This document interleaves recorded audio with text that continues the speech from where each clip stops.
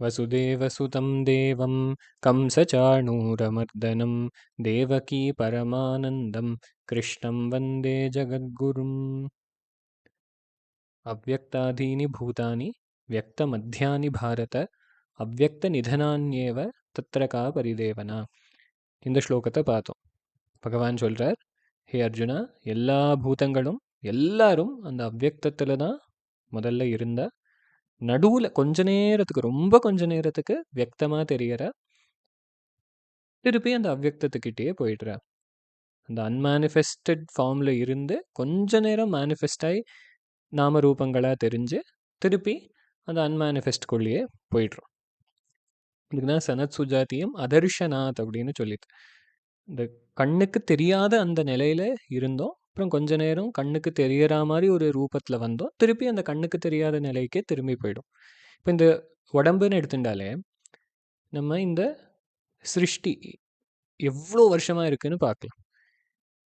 இந்த அண்ட சராச்சரம், இந்த உலகம் எவ்வளோ வருஷமா இருந்திருக்கு, கோடி கோடி கோடிக்கணக்கான வருஷமா இருந்திருக்குன்னு சாஸ்திரங்கள் அதுக்கு கணக்கு போட்டு சொல்லுறது. இந்த சரீரமும் மிஞ்சி மிஞ்சி போனால் 90 100 வருஷமும் இருக்க போகிறது.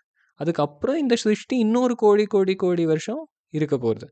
அப்போது எவ்வளவோ 1000 கோடி வருஷங்களில் நடுவில் ஒரு 90 வருஷம் 100 வருஷம் தோன்றி மறையக்கூடின இந்த சரீரத்தை வச்சுண்டு நம்ம படாத பாடுபட்டு இருக்கோம். இதுதான் இந்த ஸ்லோகத்தோட தாத்பரியம். ஆனால் இது வாஸ்தவத்தில் இப்படி பார்த்துட்டா தத்திர காபரி தேவனான்ற பகவான் இதை தெரிஞ்சுண்டாச்சுன்னா அப்புறம் கஷ்டம்னு எங்கே இருக்குது, துக்கம்னு என்ன இருக்குது, நம்ம எவ்வளோ சின்னவான்னு தெரிஞ்சுக்கும். இதுக்கு ஒரு கதை சொல்லுவா. ராமகிருஷ்ணரோட ஒரு டைரக்ட் டிசைபிள் நாக் மகாஷைன்னு, அப்படி ஒரு பணிவுனா அவருக்கு அப்படி ஒரு பணிவு. இப்போ சொல்லுவா, 2 விதத்தில் மாயையை தாண்டி போயிடலாம். ஒரு மீன்காரன் வலையை வீசும்போது 2 மீன் மாட்டிக்காது. முதல்ல எந்த மீன் மாட்டிக்காதுன்னா, ஒரு பெரிய சுறா மீன் இருக்குது, அது அந்த வலையோட பெருசாக இருக்குன்னா அது அந்த வலைக்குள்ளே மாட்டிக்காது. இல்லை ஒரு திமிங்கலம் இருக்குன்னா அது அந்த வலையோட பெருசாக இருக்கும், அது அந்த வலைக்குள்ளே மாட்டிக்காது. இன்னொரு மீன் மாட்டிக்காது. எதுனா, எது அந்த வலைக்குள்ளே இருக்கிற ஓட்டையோட குட்டியாக இருக்கோ அந்த மீன் மாட்டிக்காது. நடுவில் இருக்கிறவா எல்லாரும் மாட்டிப்பா. திமிங்கலம் மாட்டிக்காது, ஏன்னா அது வலையோட பெருசாக இருக்குது. குட்டியாக இருக்கிற மீன் அந்த வலையோட ஓட்டை வழியாகவே குதித்து வெளியில் வந்துடும், அது மாட்டிக்காது.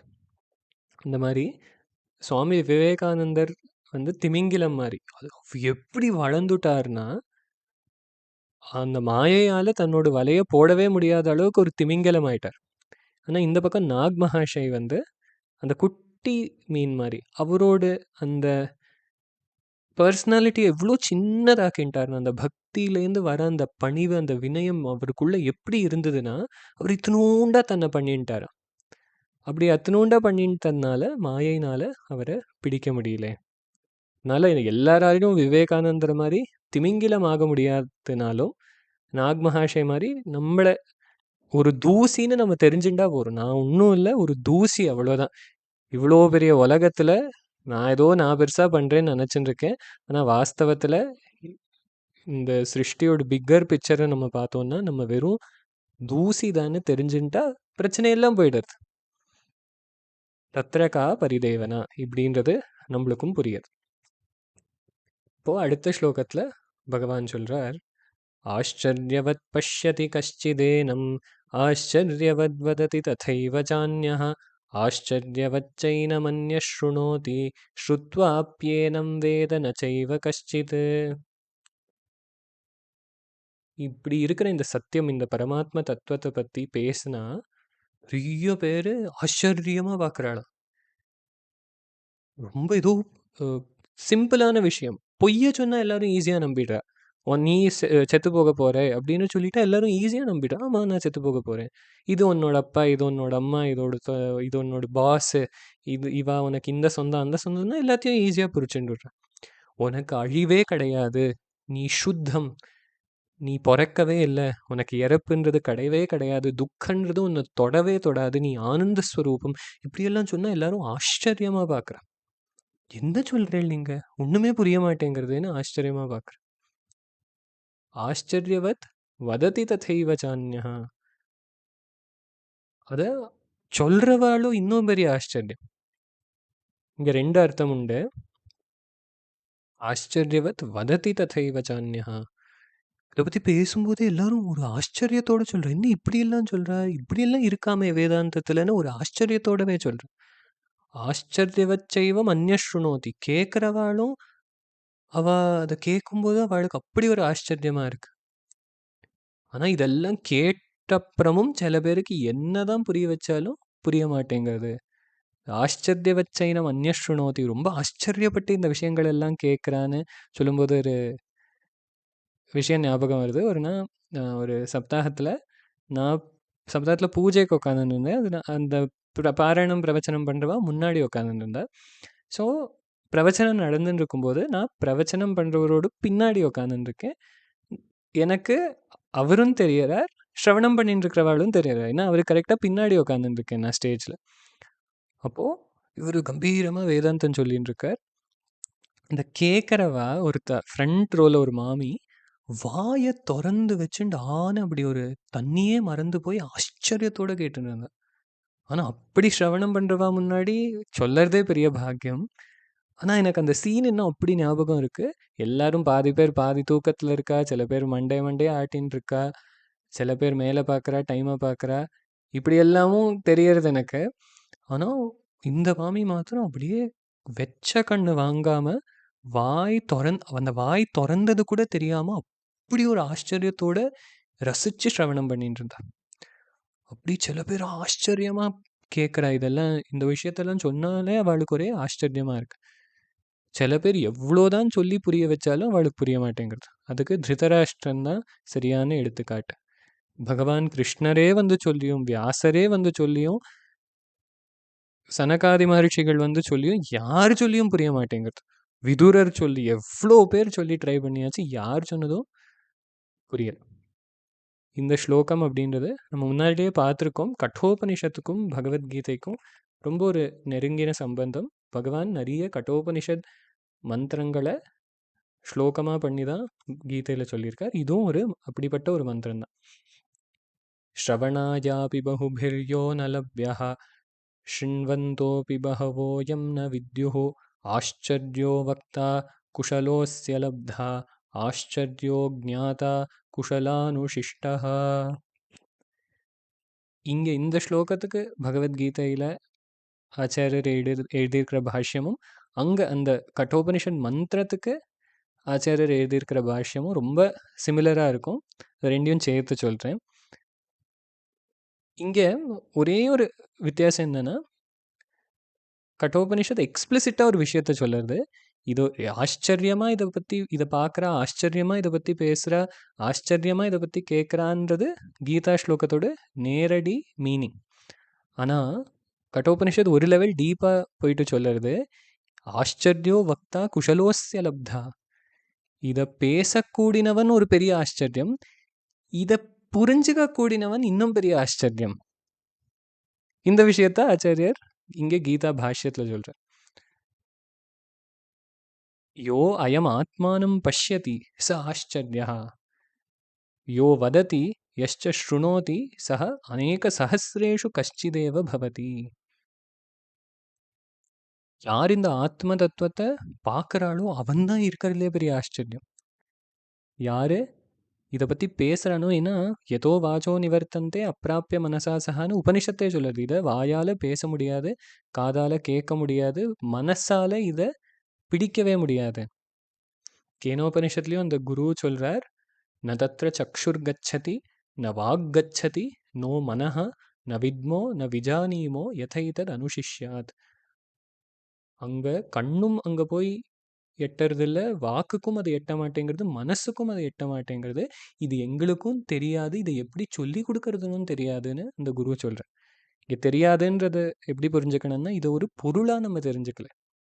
எல்லாத்தையும் ஒரு பொருளாக தான் நம்ம தெரிஞ்சுட்டு இருக்கோம். கண்ணால் பார்த்து தெரிஞ்சுக்கிறோம், காதால் கேட்டு தெரிஞ்சுக்கிறோம், மூக்கால் மணத்து தெரிஞ்சுக்கிறோம். எது இந்த புலன்களால் நம்ம தெரிஞ்சுக்கிறோமோ அது எல்லாமே பொருளாயிடுது. இந்த புலன்களால் தெரிஞ்சுக்கிற விஷயத்தை பற்றி மனசில் ஒரு பாவம் வந்து அப்படி தான் அதை தெரிஞ்சுக்கிறோம். இந்த மாதிரி தெரிஞ்சுக்கிறது இல்லை இந்த ஆத்ம தத்துவம். ரொம்ப ஆச்சரியமா அபரோக்ஷமா இதை நம்ம தெரிஞ்சுக்கிறோம். நம்மளோட அனுபவமாவே இதை நம்ம தெரிஞ்சுக்கிறோம்.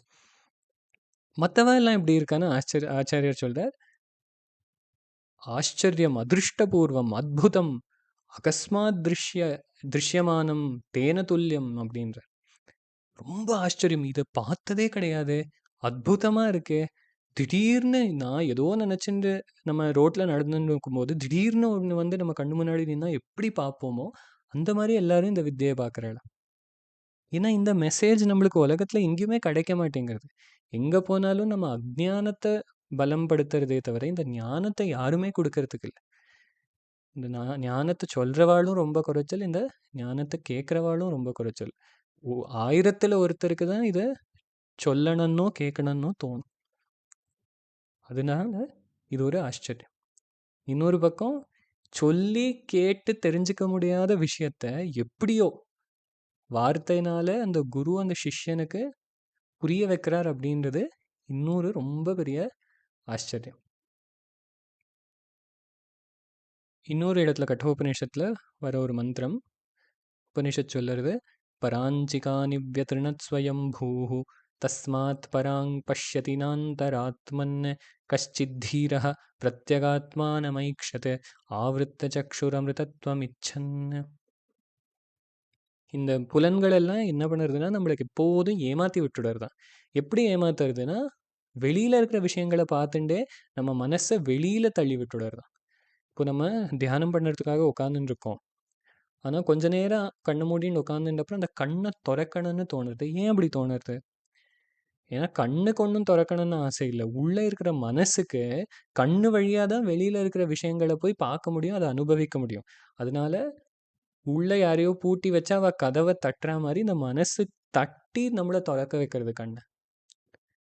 நம்ம தியானம் பண்ணுறதுக்கோ ஜபம் பண்ணுறதுக்கோ உட்காந்துன்னு இருக்கோம், யாரோ ஏதோ பேசின்னு இருக்கா, நம்மளுக்கு அங்கே நடந்துட்டு இருக்கிற விஷயத்துல இன்ட்ரெஸ்ட் இல்லை, ஆனாலும் மனசு அப்படியே அந்த காது வழியாக பாஞ்சு அவள் என்ன பேசுகிறாளோ அதை கேட்கணும்னு துடிக்கிறது.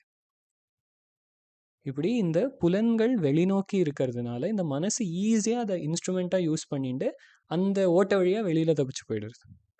இந்த எல்லா ஓட்டைகள் வழியாக மனசு வெளியில் தப்பிச்சுன்னு ஓடி போயிடுது. இப்போ நம்ம என்ன பண்ணணும்னா அந்த புலன்களை உள்பக்கம் திருப்பி விடணும்.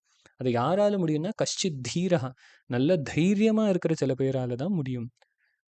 ஒரு பெரியவர் சொன்னார், இங்கே இந்த கஷ்சித் அப்படின்ற பதம் வருது, ஆச்சரியவத் பஷ்யதி கஷ்டிதேனம்.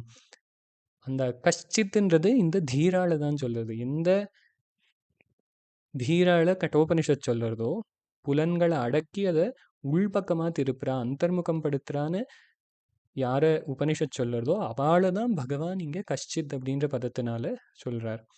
அதனால எங்கேயோ கொஞ்சம் பேர் தான் இந்த சத்தியத்தை பற்றி கேட்கணும்னோ இதை தெரிஞ்சுக்கணும்னோ நினைக்கிறா. நிறைய பேருக்கு காதில் விழுந்தும் புரிய மாட்டேங்கிறது, அதையும் பார்க்குறோம். இதனால நம்ம என்ன தெரிஞ்சுக்கணும்னா நம்மளுக்கு இது எப்படியோ கிடைச்சிருக்கு, நம்மளுக்கு எப்படியோ இதில் ஒரு ருச்சி வந்திருக்கு. அதுவே ஒரு பெரிய ஆச்சரியம்தான். ஏன்னா அது வரைக்கும் எப்படி நம்ம வாழ்ந்துட்டு இருந்தோம் அப்படின்றத பார்த்தா நிறைய பேர் அத்தியாத்ம சாதகால பார்த்தா இவா இப்படி மாறுவான்னு யாருமே எக்ஸ்பெக்ட் பண்ணியிருக்க மாட்டா. அப்படி இருந்தவன் இப்படி ஆவான்னு யாருமே நினைச்சு கூட பார்த்துருக்க மாட்டாய். எல்லா பக்தாலும் அப்படிதான் சொல்ற. தன்னை தடுத்து ஆட்கொண்ட அந்த பரமேஸ்வரனை பார்த்து சுந்தரர் பாடுறார், நாயேன் பல நாளும் நினைப்பின்றி மனதுன்னை பேயாய் திரிந்தெய்த்தேன் பெறலாகா அருள் பெற்றேன் வேயார் பெண்ணை தென்பால் வெண்ணை நல்லூர் அருட்துறையுள் ஆயா உனக்காளாய் இனி அல்லேன் எனலாமே. ஒரு நாய மாதிரி இவ்வளோ நாள் ஒன்றை நினைக்காம என்னத்தெல்லாமோ பண்ணி நான் டைம் வேஸ்ட் பண்ணிட்டு இருந்தேன், பேயாய் திரிந்தேன். நாயா பேயா அலைஞ்சேன்னு சொல்லுவோமே, அதுதான் இங்கே சொல்றார். என்னெல்லாமோ வேண்டாத விஷயங்களை பண்ணி வேண்டாத இடங்களுக்கு போய் வேண்டாத பேச்சுகளெல்லாம் பேசி எந்த மாதிரி ஒரு தரித்திரமான வாழ்க்கையை நம்ம வாழ்ந்திருக்கோன்னு நம்மளே திரும்பி பார்த்தோன்னா நம்மளுக்கே கூச்சமாக இருக்கும். இதெல்லாம் நான் பண்ணேன்னு வெளியில் சொல்லறதுக்கே வாய் கூசும். அந்த மாதிரி விஷயங்கள் எல்லாம் பண்ணிட்டு வந்து உட்காந்துருக்கிற நம்மளுக்கு கூட அந்த பகவான் அருள் பண்ணுறார். ஏதோ நல்லா படிக்கிற ஒரு குழந்தைக்கு டீச்சர் மார்க் போட்டா பரவாயில்ல. படிக்காத குழந்தைக்கு கூட மார்க் போட்டு பாஸ் பண்ணி விடுறேன். அதுதான் அதுக்கு கூட கிரேஸ் மார்க் அப்படின்னு சொல்லுவோம். அதனால எவ்வளோ பேர் சாதனை பண்ணி நல்லா வாழ்ந்தவாளுக்கு கூட கஷ்டமா இருக்கிற அந்த அருளை நம்மள மாதிரி ஒரு தகுதியும் இல்லாதவாளுக்கு கூட அந்த பகவான் கொடுத்துடுறார், அந்த அருளை கொடுத்துடுறார். அதுக்கப்புறம் இந்த கடைசி வரியில சொல்றார், ஆயான்னு கூப்பிடுறார், அம்மான்னு. ஏன்னா அம்மாவோட அன்புக்கு தான் ஒரு களங்கமே கிடையாது. குபுத்ரோ ஜாயேத கொச்சிதப்பி குமாதான பவதின்னு ஆச்சாரியர் தேவி அபராத க்ஷமாபன ஸ்தோத்திரத்தை சொல்றார். அம்மா, நான் உனக்காக ஒண்ணுமே பண்ணல, ஆனாலும் நீ என் மேல இவ்வளோ அன்பு வச்சிருக்கே. இதுலேருந்து என்ன தெரியறதுன்னா, கெட்ட புள்ளைன்னு ஒருத்தன் இருக்கலாமே தவிர கெட்ட அம்மா இருக்க முடியாது. அந்த புள்ளை எவ்வளவோ கெட்டவனா இருந்தாலும், எவ்வளவே கெட்டவனா இருந்தாலும் அந்த புள்ளை நல்லா இருக்கணும்னு தான் அந்த அம்மா நினைப்பா. அதனால இந்த பகவானை அம்மான்னு கூப்பிட்டு சுந்தரர் சொல்றார், உனக்கு ஆளாய் நீ அல்லேன்னு நலாமே. இனிமே நான் உனக்கு அடிமை இல்லைன்னு சொல்ல முடியுமான்னு கேட்குறேன். இனிமே உனக்கு நான் அடிமை இல்லைன்னு என்னால் சொல்லவே முடியாது. நான் உனக்கு அடிமை ஆயாச்சு. அதனால இந்த ஆச்சரியமா இருக்கு நம்ம இப்படி வேதாந்தம் சொல்லுறதும், வேதாந்தம் கேட்கறதும், அத்தியாத்ம சாதனை பண்ணுறதும் பார்க்குறவாளுக்கு ஆச்சரியமா இருக்கலாம். 4 பேர் வந்து சொல்லலாம், இதெல்லாம் மகாபாகியம், நீங்க அப்படி, நீங்க அப்படி, உங்களை பார்த்தா சிவனை பார்க்குற மாதிரி இருக்கு, உங்களை பார்த்தா ரமணரை பார்க்குற மாதிரி இருக்கு, சங்கராச்சாரியாரை பார்க்குற மாதிரி இருக்கு அப்படின்னு எல்லாம் யாரு என்ன சொன்னாலும், சில பேர் ரொம்ப வினயமா பேசேன்ற பேர்ல அவ வினயமா சொல்றாரா இல்ல சர்க்காஸ்டிக்கா சொல்றாளோ ஒண்ணுமே தெரியாது.